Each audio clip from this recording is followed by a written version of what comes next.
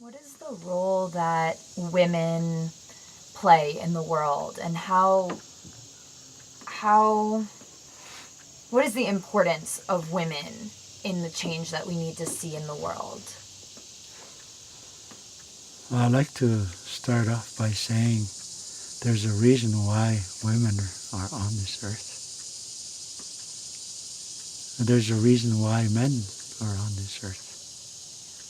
There's a reason why there's a law called love. There's a reason why there's a law called peace. There's a reason why there's a law called respect. There's a reason why there's a law called humility. All those laws, and there's lots of them. We need to learn that. And long ago, it used to be, it's kind of funny in a way, but my mom, my aunties, and my grandmas, they raised us up ever since we're small. Until we get to about 12 or 13, our voice changed. And then they, okay, go to the men's side. Go over there now. Your grandpa and your dad and their brothers, they're waiting for you. Oh, go over there. I'm really happy. I'll go running over there. And of course, they accept me, right? And that's I'm their relative.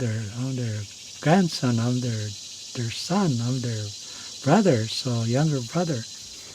So I go over there and I start talking. I'm really happy.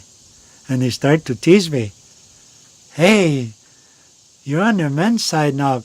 Quit talking woman talk, they used to say to me. Because there's a difference in our language where women say certain things different and men say certain. So when the young boys go over there, they talk woman and they get teased a little bit about that. But that's kind of the way. So the important thing about that is you get the nurturing and the loving. I really loved my mom. Boy, she was a true Dakota woman. She done all kinds of things. She raised 7 of us. And my dad was gone into war in the Second World War when I was born, 1940. And 4 months after he left, I was born. And I still have that letter that he sent from the army. Oh, glad to hear Sonny was born. Give me his name so I can give it to the paymaster.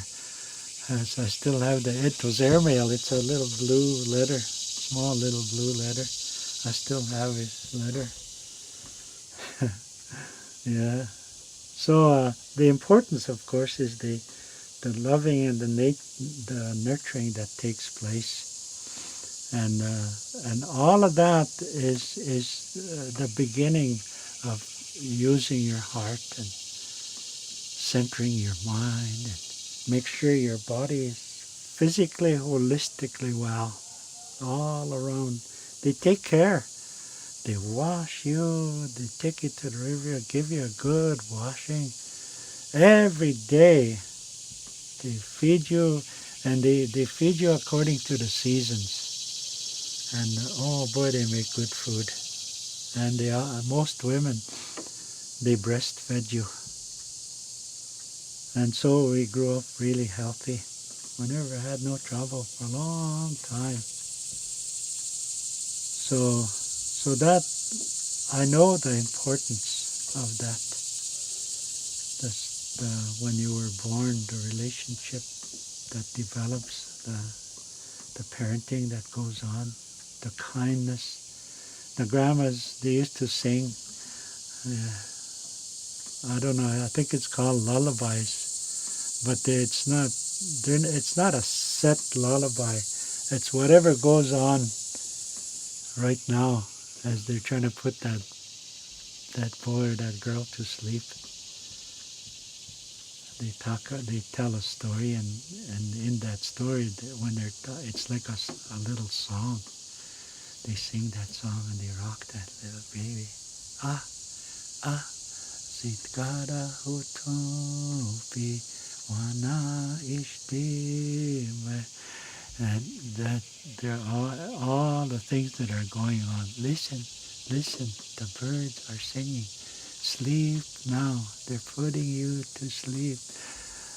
It's all natural. It's all regular. It's not a set. So as I grew up and I learned these other songs, I don't know where they came from, but the teacher told us, "Hasha, hasha, we all fall down." And then I find out that's a very bad song. A very bad song. Why would they teach the kids those bad songs? So that's quite a bit of difference.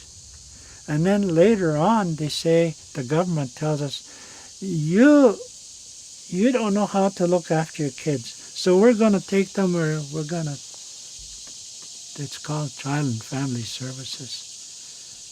They know that they take the kids away. That's what they're known for. And we're trying to say, don't take the kids away. If you think it's bad, come and help her.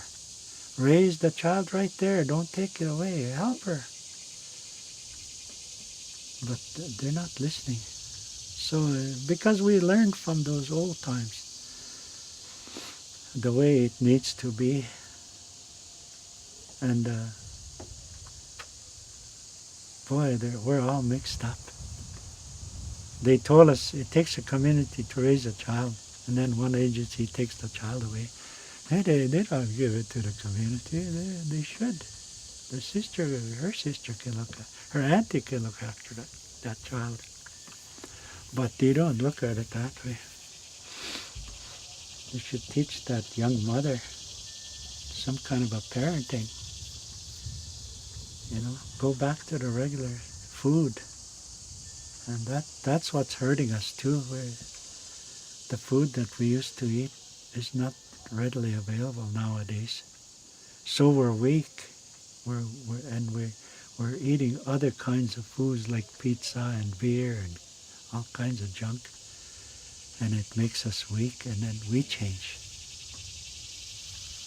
So it's not good. It's not good. So those people they're drinking alcohol because they don't like things. They don't, and they can't. Nobody will listen to them. Nobody will help them change. We try to support them, but it's overwhelming for that young person to raise a child. And yet they're very, very important. How come we say mitako yawas, or all my relations, or how come we say we live in a matriarchal system? We're not even practicing that. We're taking that child away from the mother. We don't, our thinking is all mixed up. We have to do things according to the sacredness of things. It's pretty important when you really have a look at all the things that are going on. We know those things. A lot of those things that are going on in this world doesn't apply to us as Dakota people. We know that. And that we need to do some things this way, a way of living. We want to speak our language. And we're trying very hard.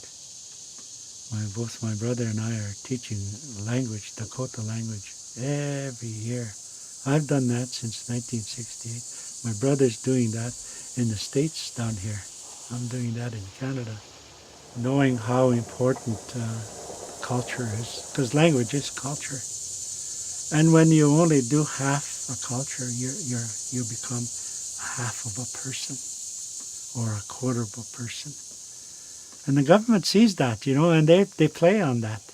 Okay, how much blood you got in your... Pretty soon you're not going to be Indian based on this new law that we passed. Nobody passed a law except the politicians. Just them that passed the law. It's not valid.